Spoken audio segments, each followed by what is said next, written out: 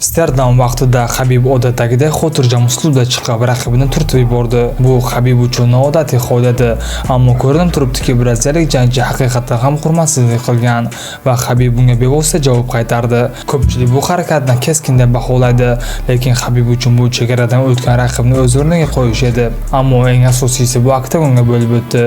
Aynan shu jangda Habib Nurmagomedov hali hanuz hech kim takrorlay olmaydigan rekordni o'rnatdi. U Trixulioni 21 marta parterga tushirdi. Bu shunchaki ustunlik emas, bu to'liq nazoratning jonli ifodasi edi.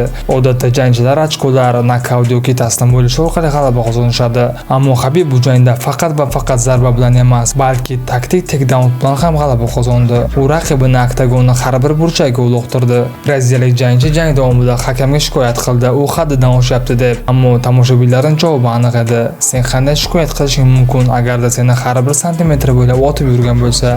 Buning sababi ham bor edi. Jang oldidan Habib Nurmagomedov tizzasidan jarohat olgan va oyoqlarini to'g'ri bosa olmasdi.